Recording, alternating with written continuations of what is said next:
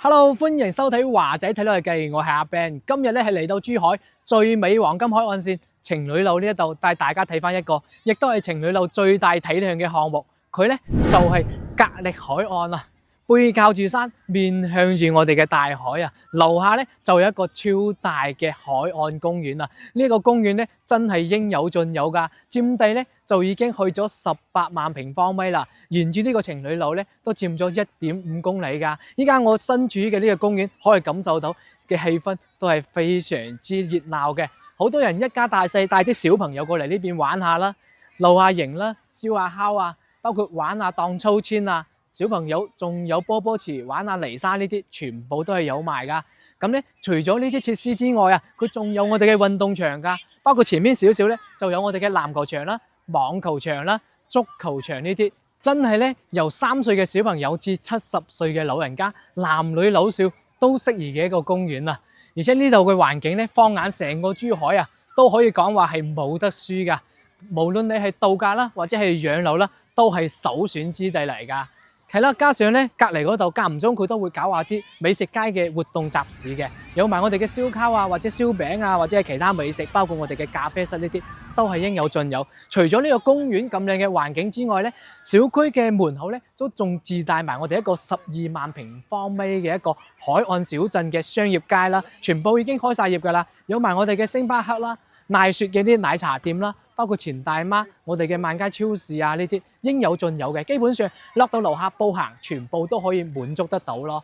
咁點解今日咧會嚟到格力海岸咧？咁當然啦，因為佢依家推出咗一批特價，都係非常之有吸引力㗎，比之前咧足足平咗1萬蚊一個平方啊！最平嘅單價咧17000幾蚊一平方起步，就可以擁有情侶路邊嘅一個海景單位啦。咁我哋先簡單介紹翻我哋成個項目啦。啱先都有講到喺情侶路佔地面積係最大體量嘅，佢咧足嘅全建築面積就有100萬平方米啦，佔地面積去咗40萬平方米，分咗7期去開發嘅，1、2、3、4、5期全部已經係賣完晒嘅啦。咁咧依家主要賣嘅咧係我哋6期同埋第7期啦。6期係我哋嘅一啲尾貨啦，都係3梯8伙嘅設計啦，最細單位57個平方2房，到我哋114平方嘅一個3房啦。咁6期佢因為係靠後邊嘅，單價當然就係最平。17000幾蚊起步一個平方啦，咁我哋嘅第7期咧都係最靠住出邊海邊嘅，一共有4棟嘅，再賣嘅咧都係1、2、3、4棟啦，咁一樣係我哋3梯8伙嘅一個設計啦，咁咧佢都係最細嘅面積係我哋64平方至我哋130平方2房到3房嘅，除咗我哋嘅住宅之外啦，我哋第7期門前咧都仲有我哋嘅一個商業街嘅，預計咧明年就會開業嘅啦。好啦，我哋依家唔講咁多，上去睇下先。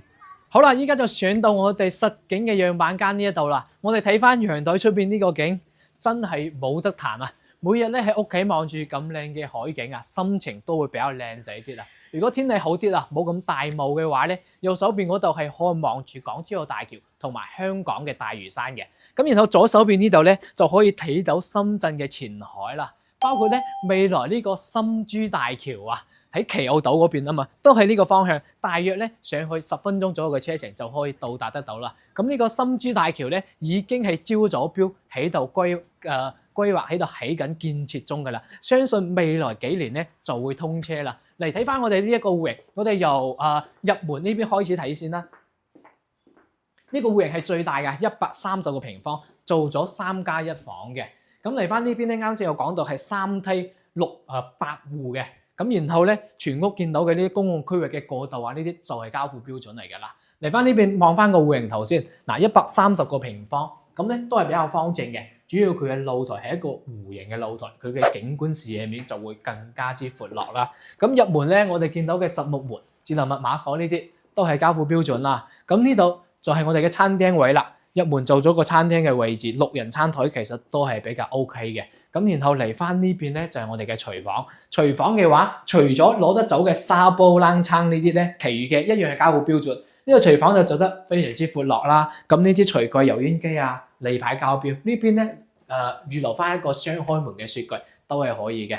咁然後我哋出翻嚟感受翻呢一個大廳。個大廳開間咧，大約咧都係4米左右，望翻出去呢個景真係超級舒服。然後咧呢度係有一間開放式嘅書房，啱先講3+1房咧就係呢間房係加上去嘅。咁咧之前我哋賣緊4棟嗰陣時咧係冇同我哋間開嘅，依家最新嘅交標咧就間多一間房，作為書房或者係雜物房、工作房，咁任你自己去選擇。咁呢啲趟門都係交標嚟嘅啦。咁過翻嚟呢邊咧，包括呢一個衛生間啊，都係加建上去嘅。之前呢個第4棟嗰度係冇呢個衛生間交標嘅。咁因為之前有好多人反饋到啦，130平方先做一個衛生間，當然好多人都會覺得話唔合理嘅設計。然後依家咧就改動咗啦，我哋呢邊會加翻上去一個衛生間，唔會話好大，但係咧都係用得上咯，即係中規中矩。過翻嚟呢邊就係我哋一個創意樣板間做咗個開放式嘅一個房間啦。實質上咧呢度係一個牆嚟嘅，入門由呢邊入。咁雖然唔係好大，但係咧你通翻出去呢個露台嘅空間咧，其實都係算 OK 嘅啦。做得到3邊落床。擺翻個衣櫃，啲位置可能就會屈質啲咯。咁我哋再出翻嚟陽台呢度睇翻我哋睇多次呢個景觀，真係超級中意。我自己咧都係好中意呢個景啊，因為咧佢除咗有海景之外啦，落到樓下呢一嚿咧就有我哋一個商業街啦。咁有講到嘅啦，預計明年就會開業嘅。咁除咗呢個未開業嘅之外啦，隔離嗰個海岸小鎮嘅商業街已經開晒業嘅啦。嚟翻呢邊咧就係我哋另外嘅2間房啦。咁首先見到嘅呢一間咧，可以作為兒童房啦，會比較細啲。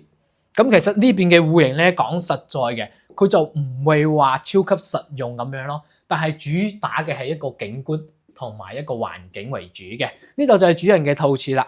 主人嘅套廁其實都唔大㗎，我入去俾大家感受下呢個空間先。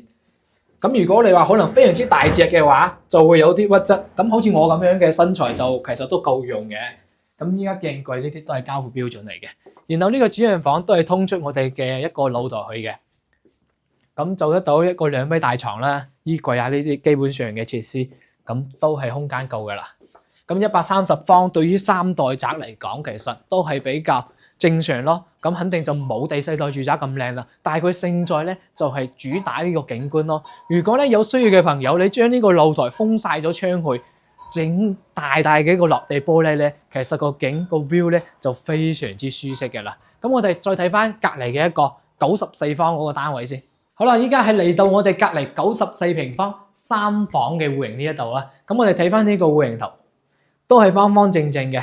咁呢一個係3房2衛嘅，咁佢好特別嘅喎，佢2衛咧有一個衛生間係加上去嘅。因為之前4棟嗰度咧係做到1衛嘅，咁一樣同樣啦，好多業主反映翻1衛當然就好唔實用啊嘛。94個平方先一個衛生間，咁依家咧佢就將戶型唔變嘅之下咧加多一個衛生間。一陣間我先帶大家講翻邊個衛生間係點樣改動咧。咁入翻嚟啦，我哋嘅大廳可以感受到開間3米半，中規中矩咯。咁我哋嘅護牆板啊，呢啲櫃啊唔係交標嚟嘅，包括我哋嘅背景牆係冇嘅。到時喺乳膠漆白牆啦，咁天花就好晒，一樣有我哋嘅一個中央空調啦。我哋先睇翻陽台呢個景觀先。咁呢度都係封咗窗嘅一個設計，以前冇封窗噶。望翻出去咧，2萬零蚊都喺市區有咁樣嘅海景，真係非常之難得嘅。咁然後過翻嚟呢邊咧，就係我哋一間4房間啦。咁啱先講到改動咗嘅咧，就係呢間房。呢間房之前冇咁細間嘅，佢係呢度呢埲牆會褪到出邊，咁佢犧牲咗呢間房間。封咗一埲牆，另外一邊咧就咗我哋嘅工位。一陣間我哋過翻去睇到就知道啦。嗱，嚟翻呢邊咧可以睇到呢個乾濕分離嘅工位係啱先嗰間房間犧牲咗一半面積就到俾我哋。咁佢嘅缺點都比較明顯，佢冇明窗咯。咁但係我覺得咧有一個衛生間好過冇啊嘛。咁嚟翻佢嘅廚房都係比較闊落嘅 U 型廚房，一個半開放式嘅設計啦。咁呢啲趟門都係我哋交標嚟嘅。入翻嚟就係我哋嘅2間房啦。呢度呢間房可以作為兒童房或者做翻間長輩房都係冇問題。咁呢間房係望翻山景，望翻我哋嘅園林景觀咯。咁嚟到呢度就係我哋嘅主人房啦。主人房帶埋套廁，咁咧呢個主人房嘅空間都算 OK， 帶埋明窗嘅。呢度擺咗個1.5米嘅床，咁如果有需要嘅話，擺2米都係 OK 嘅。做翻個單邊落。即係話唔要2個床頭櫃，就1個床頭櫃。咁佢嘅景觀同我哋嘅呢個陽台望翻出去嘅景觀係一模一樣嘅，視野咧都係好靚仔咯。咁我哋呢個94平方就睇完啦。咁我哋睇翻下一個先。好啦，依家係嚟到我哋呢個65平方最細嘅樣板間呢度睇翻呢個兩房嘅單位啦。呢一戶咧係65嘅兩房，呢一戶咧係73嘅兩房。咁咧呢個係最細嘅啦，睇翻個戶型圖先，65平方，咁都係方方正正啦。我哋由呢邊入門，咁藍色呢部分咧係我哋嘅陽台，送一半嘅面積。呢個戶型其實唔算話非常之實用嘅，但係咧都係中規中矩咯。咁65方就到兩房嚟講，都係咁上下啦。咁望翻出去嘅呢啲咧，咁就唔係交標啦，創意樣板間，護牆板啊、家私台凳呢啲一樣係冇嘅。咁然後實木門、智能密碼鎖呢啲例牌啦，同啱先見到嘅嗰啲樣板間一樣嘅交標同裝修嘅風格啦。咁佢係做咗一個開放式嘅廚房咯。呢個廚房咧，可能好多人做唔係咁中意啦，尤其係經常自己煮飯食嘅嗰啲。咁兩房嘅話，住嘅人唔多，如果少煮餸嘅話，可能會比較合適啲。咁嚟翻呢邊咧，佢係做咗一個4房嘅榻榻米嘅設計，呢間房間就真係唔係好大嘅啦。咁咧做翻一個細書台，呢邊做翻一個細細嘅衣帽間或者係衣櫃，呢度一個細細嘅明窗，乜嘢都係細細嘅迷你版啊。咁嚟翻呢度咧，我哋睇翻個陽台景觀先啦。咁佢係封窗設計嘅，交標係封好晒窗嘅。咁一樣啦，雖然佢係65方，但係咧佢一樣都有景睇喎。望翻出去嘅視野都係唔錯嘅，包括內園景啦、別墅啦，同埋海景、山景。如果天氣靚啲嘅話咧，都可以望到珠海日月貝㗎。咁嚟翻呢度睇翻我哋嘅休息區主人房呢邊，3段式嘅一個鏡櫃，乾濕分離嘅衛生間。咁咧呢間主人房就會闊落啲啦，可以擺一個1.5米或者係2.8米嘅床，3邊落床，依個都係 OK 嘅。咁咧我哋今日睇嘅咧就主要呢3個戶型係比較合適啲嘅，我覺得係。仲有一個係73啦、114啦。等等嘅呢啲就唔睇啦，有興趣嘅話可以私信阿 Ben，咁我發俾大家啦。咁其實總結翻咧，我覺得依家呢一口價錢真係非常之值得過嚟望一望。佢始終咧都屬於珠海市區嘅一個地段，而且咧靠近住我哋一個深珠通道啦。佢嘅水位嘅話，依家已經係低水位啦。你話之前買到3萬零蚊嗰陣時，就唔建議過嚟睇啦，因為咧3萬零蚊一個平方，買翻珠海嘅香洲中心啦，或者南屏啦，或者十字門橫琴片區都好多選擇。但係依家最平嘅當然係第6期。第6期嘅話，啲尾貨17000幾蚊，相當於佢有一個係75平方嘅兩房，總價先100幾萬就買到市區嘅兩房帶埋裝修，而且擁有住咁靚嘅一個珠海海岸線嘅環境嘅話，真係可以過嚟睇一睇。因為呢邊無論度假或者係養老咧，非常之合適。佢除咗有咁靚嘅景觀之外，有咁靚嘅環境，佢都不失我哋嘅商業配套、生活配套咯。超市啊，或者係買餸啊、飲下茶啊、飲下咖啡呢啲，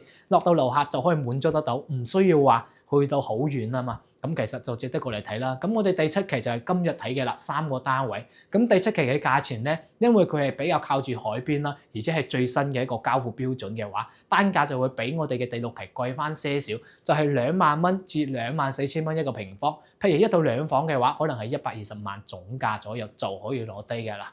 咁咧就係今期嘅內容，主要就係咁多啦。如果有啲更詳細嘅資料想了解嘅話，WhatsApp 阿 Ben 發俾你。